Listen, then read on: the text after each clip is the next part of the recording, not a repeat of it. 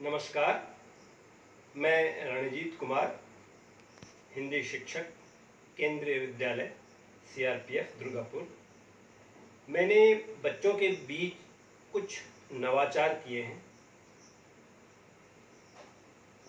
ये शिक्षण प्रणाली बच्चों को मनोरंजन के साथ कुछ सीखने में सहायता प्रदान करती है। जैसे कक्षा 10 की पुस्तक क्षितिज भाग 2 में गद्य और पद्य मिलाकर 17 पाठ हैं। सीबीएसई के अनुसार पाठ्यक्रम में शामिल 13 पाठों के कवियों लेखकों के नाम मिलाकर मैंने कविता में परिवर्तित करने की चेष्टा की है, जिससे बच्चे खेल खेल में आसानी से सारे पाठ एवं उनके रचनाकारों के नाम याद रख सकें। बोर्ड परीक्षा में भी ऐसे प्रश्न आते हैं और प्रश्नोत्तर के क्रम में भी पाठ एवं लेखक का नाम तो बार बार आता ही रहता है। तो जैसे पहला पाठ है क्लास 10th में, नेताजी का चश्मा, और लेखक हैं स्वयं प्रकाश। तो मैंने उसे कविता में कैसे ढाला? श्यामल धरती नील आकाश, नेताजी का चश्मा स्वयं प्रकाश। उस बच्चे खेल खेल में इसको याद कर सकते हैं। श्यामल धरती नील आकाश, नेताजी का चश्मा स्वयं प्रकाश। श्यामल धरती नील आकाश, नेताजी का चश्मा स्वयं प्रकाश। खेल खेल में बच्चे याद कर सकते हैं। दूसरा पाठ है बाल गोविंद भगत और लेखक हैं रामवृक्ष बेनीपुरी। तो इसको मैंने कैसे बनाया? राम वृक्ष बेनीपुरी, चित्रन अपरंपार। राम वृक्ष बेनीपुरी, चित्रन अपरंपार। बाल गोविंद भगत चले साहब के दरबार, ओ बंधु साहब के दरबार। मतलब इसमें पाठ का संकेत बिंदु भी आ गया कि बाल गोविंद भगत सचमुच के साधु थे और जो भी अन्न उपचाते थे बगल के मठ में, कबीरदास के मठ में जाते थे, वहाँ रखाते थे, फिर प्रसाद के रूप में जो ग्रहण होता था उसे फिर घर में ला करके खाते थे। तो राम वृक्ष बेनीपुरी के चित्रण अपरंपार, बाल गोविंद भगत चले साहब के दरबार। तीसरा पाठ है लखनवी अंदाज। उसमें नवाब साहब का दिखलावेपन को दिखलाया गया है। तो मैंने बनाया लखनवी अंदाज में लिखते हैं यशपाल, दिखलावे की होड़ में मत होना कंगाल। लखनवी अंदाज में लिखते हैं यशपाल, लखनवी अंदाज में लिखते हैं यशपाल। दिखलावे की होड़ में मत होना कंगाल, ओ भैया मत होना कंगाल। तो पाठ के संकेत बिंदु भी आ गए, पाठ का नाम भी आ गया और लेखक का नाम भी आ गया। चौथा पाठ है सर्वेश्वर दयाल सक्सेना की मानवीय करुणा की दिव्य चमक। ये कविता में ढालना मुश्किल बात थी, तो फिर भी मैंने इसको लिखा। सर्वेश्वर दयाल सक्सेना की मानवीय करुणा की दिव्य चमक, सर्वेश्वर दयाल सक्सेना की मानवीय करुणा की दिव्य चमक। फादर बुल्के नहीं रहे, रही मगर उनकी कसक।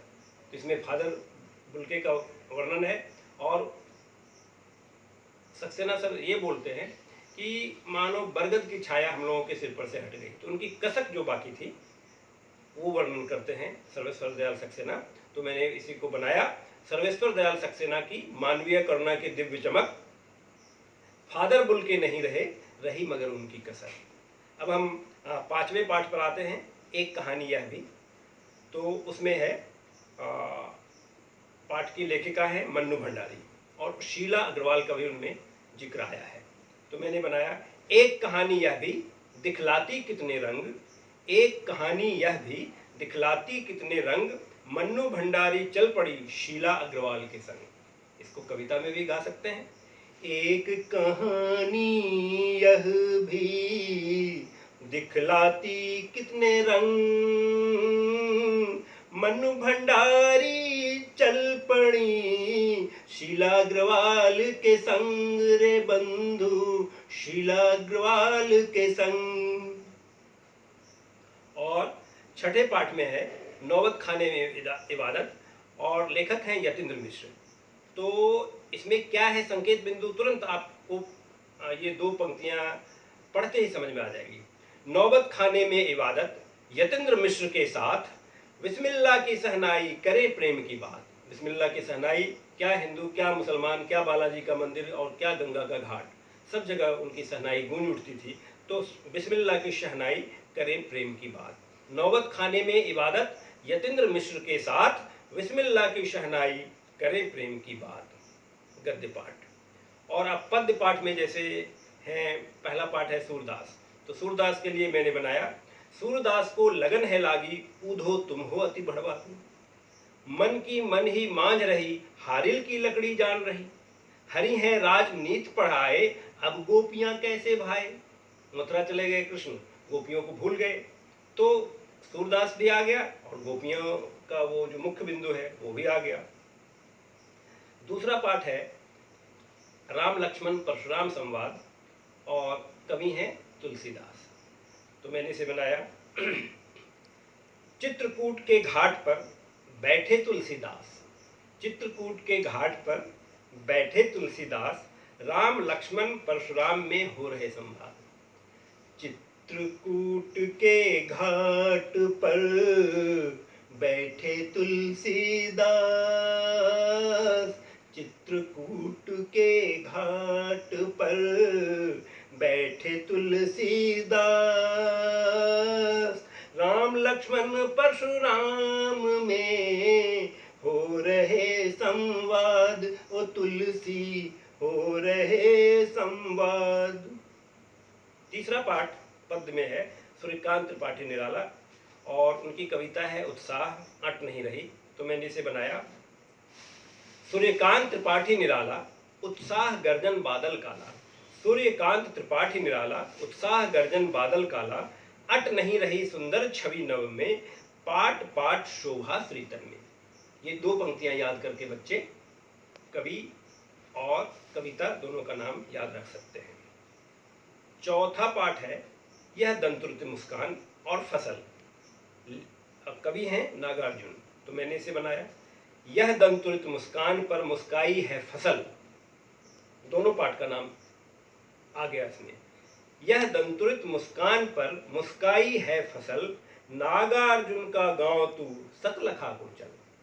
यह दंतुरित मुस्कान पर मुस्काई है फसल, नागार्जुन का गांव तू सतलखा को चल रे बंधु, सतलखा को चल। पांचवा पाठ है गिरजा कुमार माथुर।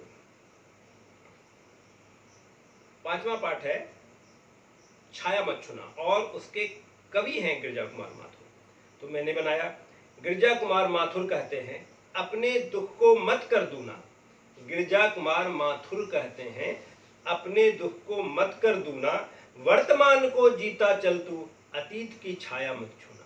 उस पाठ में वही है कि पीछे की बात याद मत करो और आगे की बात को सोचो और वर्तमान में जियो, और पीछे दुख याद करके दुखी मत हो, छाया मत छूना। छठा पाठ है भोली बेटी को विदा करती है माँ। उसमें मैंने बनाया, कन्यादान में भोली बेटी को माँ कहती है दिल की बात। पाठ कौन है? कन्यादान, और लेखक कौन है? ऋतुराज। तो मैंने बनाया, कन्यादान में भोली बेटी को माँ कहती है दिल की बात, सजग रहना ससुराल में जाकर कहते हैं कवि ऋतुराज। कन्यादान में भोली बेटी को माँ कहती है दिल की बात, सजग रहना ससुराल में जाकर कहते हैं कवि ऋतुराज। ये दहेज प्रथा में जो कन्याओं की हत्या कर दी जाती है या उसे जला दी जाती है, उसका संकेत कवि ऋतुराज कर रहे हैं। तो इसको मैंने संकेत बिंदु भी डाला, कविता का शीर्षक भी डाला और कवि का नाम भी। सातवां और अंतिम पाठ है संगतकार। संगतकार के सुर और ताल दिखा रहे मंगलेश दबराल। संगत कार के सुर और ताल दिखा रहे मंगलेश डगराल। इस प्रकार मैंने कई कक्षाओं में इसका प्रयोग किया है। और जो गेय कविताएं हैं, दूसरा नवाचार मेरा ये है कि जो कबीरदास, रहीम के दोहे, तुलसीदास, मीराबाई इत्यादि की गेय कविताएं हैं, उसे गाकर बच्चों को मैं सुनाता हूँ। फिर बच्चे भी संवेद स्वर में गाते हैं। तो मैं कुछ रहीम के दोहे का गायन किया हूँ, ये आगे कैसेट में आपको मिलेगा। और एक छात्रा हमारे विद्यालय की है, अनुश्री रंजन, वो भी मीराबाई के भजन को कितने अच्छे तरीके से गाई है, आप देखेंगे।